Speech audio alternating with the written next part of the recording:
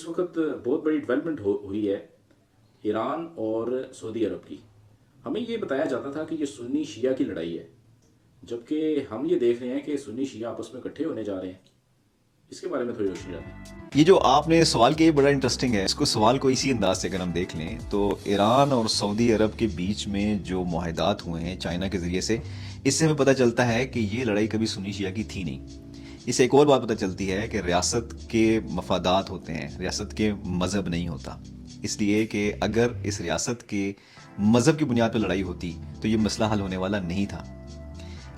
اسی کو اگر آپ پیچھے لے جائیں ہسٹری میں تو یورپین بلاک جو تھا، جو کہ کیتھولک اور پروٹیسٹنٹ بلاک میں منقسم تھا، اور آرتھوڈاکس، 3 بیسک بڑے بڑے بلاکس تھے، ان میں اتفاق اور اتحاد کب ہوا؟ ان میں اتحاد و اتفاق تبھی ہوا کہ جب انہوں نے اس چیز کو ریئلائز کیا کہ جب ان کے مفادات ایک مشترکہ ہو گئے اور ان کے مفادات کی بنیاد پر انہوں نے اپنی سوسائٹی کی بنیاد رکھ لی. اس میں ایک اور بنیادی پہلو ہے.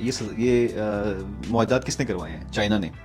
چائنا مسلمان ہے، آف کورس. چائنا کا کوئی مذہب نہیں، چائنا ایک دہریہ ملک ہے. اس کا مطلب یہ ہوا کہ کیپٹلزم کی ناکامی کے ساتھ ہی جو فرقہ واریت قائم تھی اسٹیٹ لیول پہ، وہ فرقہ واریت کیپٹلزم کے ڈاؤن فال کے ساتھ ہی ختم ہو گئی ہے. اور سعودی عرب نے ظاہری طور پر ابھی تک جو ایشین بلاک ہے اس کے اندر رہنے کو ترجیح دے دی ہے. شنگھائی کوآپریشن آرگنائزیشن، شنگھائی تعاون تنظیم کا ممبر بننے جا رہا ہے سعودی عرب. اس کے علاوہ ایران اور سعودی عرب میں بہت سارے ایسے مسائل جو کہ حل طلب تھے بڑے عرصے سے، اس کے اوپر معاہدات ہو گئے ہیں، اور یہ کرانے والا ایک دہریہ ملک ہے. جب تک امریکہ کی ڈومیننس رہی تب تک ایران اور سعودی عرب کے مفادات ایک نہیں ہو سکے.